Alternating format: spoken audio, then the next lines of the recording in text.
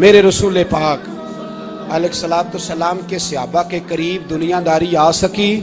نہیں آئی۔ حضرت ابو بکر صدیق نے پانی مانگا تو لوگوں نے دودھ دیا، فرمایا پیچھے کرو، ابو بکر نے نعمتیں چھوڑ دی ہیں۔ اب ابو بکر وہ والا کام کرتا ہے جو رسول پاک نے کیا ہے، فرمایا نہ دودھ شاید پیش نہ کرو، جو مانگتا ہوں بس وہ دو۔ حضرت ابو بکر صدیق نے بڑے مالدار تھے،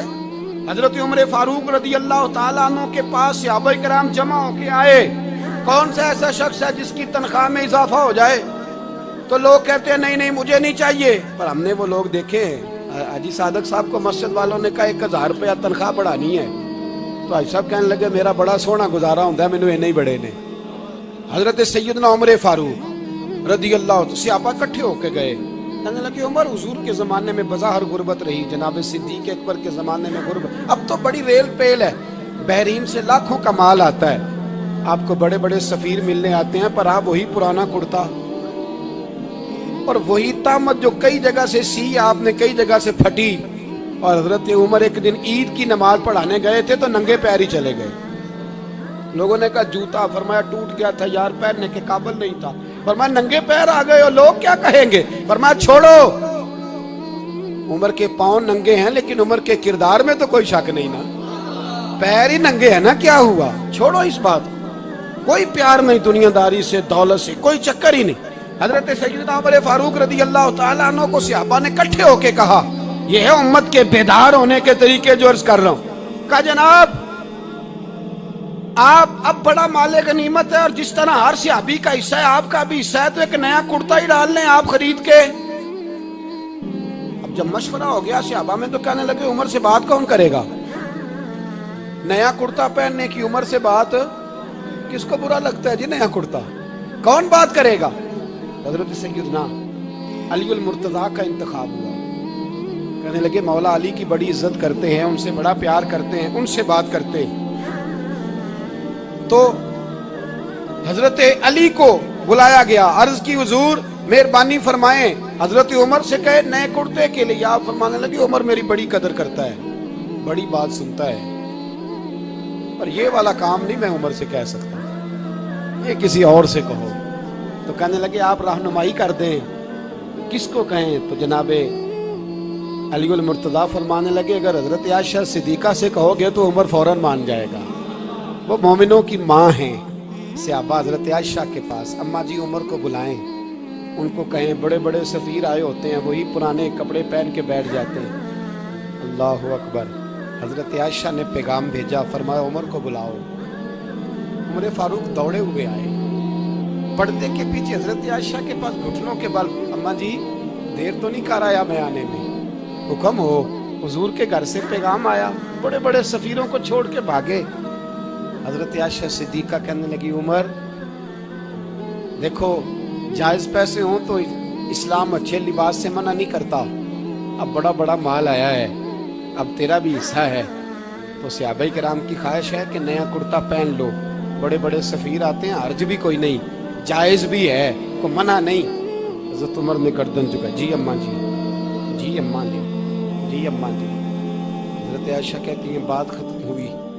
عمر نے گردن اٹھائی تو عمر کی داڑھی آنسوؤں سے بھری ہوئی، کہتی ہے مجھے کہنے لگے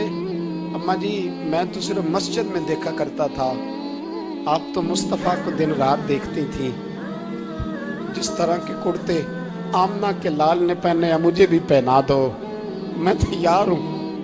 میں پہن لوں گا، میں تیار ہوں، پر جس طرح کے میرے نبی نے پہنے۔ حضرت عائشہ کہتی ہے میں پھوٹ کے روئی، میرا پلو آنسوؤں سے بھر گیا۔ فرماتی ہیں میں عمر کی بات سنتی گئی تو میرا پلو آنسوؤں سے، میں نے کہا عمر تو جا، تو ٹھیک ہے۔ فرماتی ہے عمر فاروق سلام کر کے اٹھے، امیر المومنین چلے گئے، اس کونے میں صحابہ چھپے ہوئے تھے، وہ آئے، کہا اماں جی کیا بات ہوئی، تو میں پھر رو پڑی۔ میں نے کہا کیا بتاؤں، تمہیں پرانے کرتے نظر آتے ہیں، اسے محمد عربی کے جلوے نظر آتے ہیں، اسے رسول اللہ کا رنگ نظر آتا ہے، اسے وہ غلامی نظر آتی ہے۔ عمر کو دنیا سے پیار، اور دنیا سے پیار نہیں تھا، دعا پتہ کیا تھی، یوں جھولی اٹھا کے اللہ مرزقنا شہادتن فی سبیلک وجعل موت فی بلد حبیبک، اللہ عمر کو بسترے والی موت نہ دینا، موت شہادت کی دینا، اور میں میدان میں جا کے نہیں مرنا چاہتا، مجھے رسول اللہ کے شہر میں موت چاہیے، باہر جا کے نہیں، یہی میدان لگے مدینے میں، یہی موت آئے، اسباب بنا، میں مدینہ بھی نہیں چھوڑنا چاہتا۔ وہ بھائی ان لوگوں کو نہیں پیار تھا، جناب صدیق اکبر کا وصال ہوا تو زہر کے اثر سے، وہ جو آپ کو زہر لگا تھا، بعض مفسرین نے لکھا ہے کبھی کبھی وہ جو سانپ نے ڈسا تھا تو کبھی کبھی اس کا اثر آتا تھا، بس اللہ نے شہادت دینی تھی کبھی کبھی، ورنہ تو بڑی شفائیں تھیں۔ حضرت عمر شہید، حضرت عثمان، جناب علی، امام حسن، امام حسین، علی اکبر، علی اصغر، حضرت عباس، حضرت سعد بن معاذ، حضرت امیر حمزہ، مصعب بن عمیر، میرے محبوب نے تو لسٹ بنائی شہیدوں کی، لسٹ بنائی شہیدوں کی، شہادت سے پیار کیا رسول اللہ صلی اللہ علیہ وسلم کے غلاموں نے، پیار کیا شہادت سے، اسی لیے تو کافر اٹھ نہیں سکا کہ شہادت سے حضرت سعد بن معاذ رضی اللہ تعالیٰ عنہ کو زخم لگ گیا،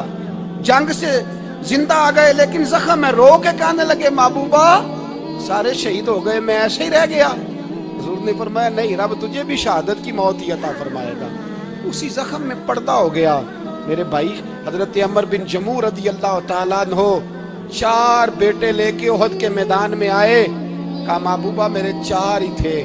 میں سارے لے آیا ہوں، سارے ہی قبول ہیں؟ میں ٹھیک ہے، پھر خود بھی زرہ پہن لی، ایک ٹانگ سے لنگڑے تھے، ٹانگ چھوٹی تھی،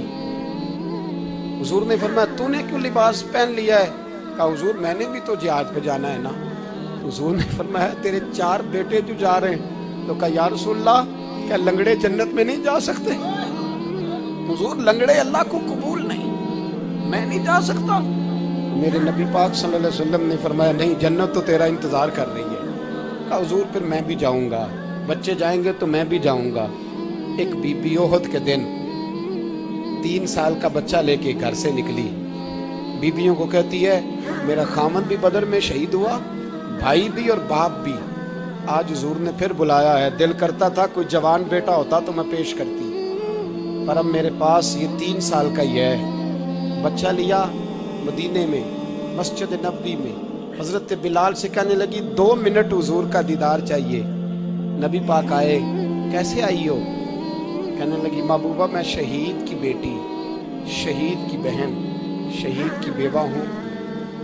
میرے پاس اب جوان تو کوئی نہیں، یہ 3 سال کا ہی ہے۔ حضور نے مسکرا کے فرمایا یہ کرے گا کیا کرے گا؟ کہنے لگی حضور سنا ہے اسلحہ تھوڑا ہے، ڈھال کی ضرورت ہے، لوہے کی ڈھال ہوتی تھی، جب تلوار آتی تھی تو آگے کی جاتی تھی۔ کہا محبوبہ میرا شہید کی اماں بننے کو بڑا دل کرتا ہے،